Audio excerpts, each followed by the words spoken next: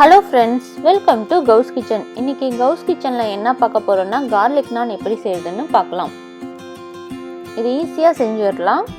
நான் இன்னைக்கு ஈஸ்ட்டை வச்சு செய்ய போகிறேன். இதுக்கு பதிலாக பேக்கிங் சோடா கூட நீங்கள் யூஸ் பண்ணிக்கலாம்.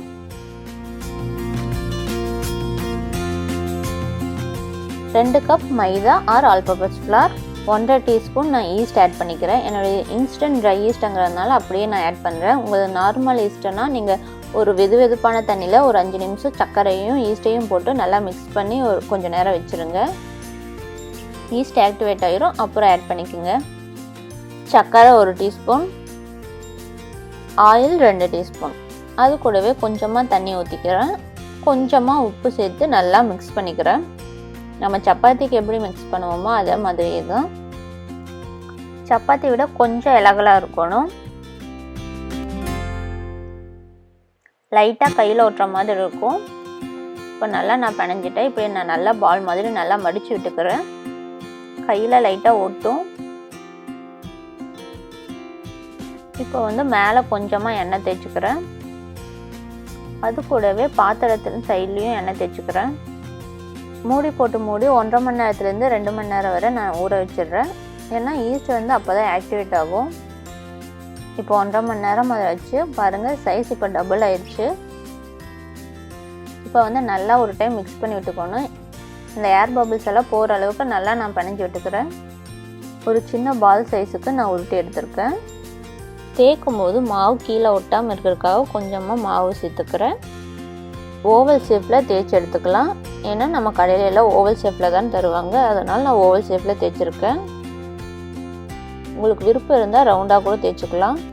இப்போ தேய்ச்சி எடுத்துட்டேன். அதுக்கு மேலே கொஞ்சமாக எண்ணெய் தேய்ச்சிக்கிறேன். நான் ஒரு ப்ரெஷ்ஷை வச்சு நல்லா எல்லா சைடும் தேய்ச்சி விட்டுடுறேன். கையில் கூட தேய்ச்சிக்கலாம். பொடியாக கட் பண்ணி வச்சுருக்க பூண்டு சேர்த்துக்கிறேன். 1 டீஸ்பூன் நான் சேர்த்துருக்கேன்.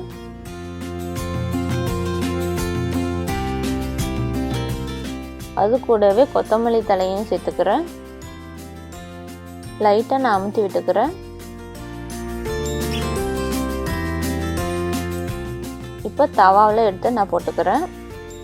என்னுடையது இங்கே கேஸ் அடுப்பு இல்லை, அதனால் நான் சப்பாத்தி மாதிரி போட்டு எடுத்துக்கிறேன். உங்களுக்கு கேஸ் அடுப்பாக இருந்தால் நீங்கள் ஒரு சைடு நான் பூண்டு ஆட் பண்ணியிருக்கேன். மறு சைடு நீங்கள் தண்ணியை நல்லா தேய்ச்சி விட்டுக்குங்க. எண்ணெய் எப்படி தேய்ச்சோமோ அதே மாதிரி தண்ணி தேய்ச்சி விட்டுக்குங்க. தண்ணி எதுக்காக தேய்ச்சி விட்டுறோம்னா, நம்ம தோசை தவாவில் போடும்போது கீழே நல்லா ஒட்டிக்கும். நம்ம தோசைக்கல்ல திருப்பி காமிக்கும் போது நான் கீழே விழுகாமல் இருக்கிறதுக்காக தண்ணி தேய்ச்சிக்கிறோம். நான் செய்யும்போது அடுப்பை ஹை ஃப்ளேமில் வச்சுக்கோங்க. பாருங்கள், இப்படி பபிள்ஸ் வரும்போது நான் திருப்பி போட்டுக்கிறேன். நீங்கள் தவாவியே திருப்பி காமிங்க. ஒரு 2 நிமிஷம் காமிச்சாவே போதும். இப்போ நான் ரெடி ஆயிடுச்சு. சூடாக இருக்கும்போதே நம்ம வெண்ணெய் எடுத்து 2 சைடும் நல்லா தேய்ச்சி விட்டு விடணும். அவ்வளோதாங்க, நம்ம கார்லிக் நான் ரெடி ஆயிடுச்சு. அது கூடவே நான் எப்படி செய்கிறதுன்னு காமிக்கிறேன். அதே மாதிரியே ஓவல் ஷேப்பில் நம்ம தேய்ச்சி எடுத்துக்கிறோம். அதில் நம்ம பூண்டு போட்டோம்ல, இதில் பூண்டு போடாமல் நம்ம அப்படியே எடுத்து போட்டுக்க போகிறோம். அதே மாதிரியே தான் ஒரு சைடு நீங்கள் தண்ணி தேய்ச்சிட்டு நீங்கள் தவாவை திருப்பி காமிங்க.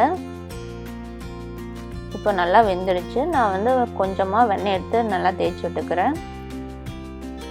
அவ்வளோதாங்க, நமக்கு நான் ரெடி ஆயிடுச்சு. பாருங்கள், பிச்சு காமிக்கிறேன். ரொம்ப சாஃப்டாக இருக்குது. வீட்லேயே நான் எப்படி செய்கிறதுன்னு பார்த்தோம். நீங்கள் இதை ஒரு டைம் ட்ரை பண்ணி பார்த்துட்டு எப்படி இருந்துச்சுன்னு எனக்கு மறக்காமல் கமெண்ட் பண்ணுங்கள். இந்த வீடியோ உங்களுக்கு பிடிச்சிருந்தா லைக் பண்ணுங்கள், கமெண்ட் பண்ணுங்கள், ஷேர் பண்ணுங்கள். மறக்காமல் கவுஸ் கிச்சனுக்கு சப்ஸ்கிரைப் பண்ணி பக்கத்தில் இருக்க பெல் பட்டனை கிளிக் பண்ணுங்கள். தேங்க்யூ.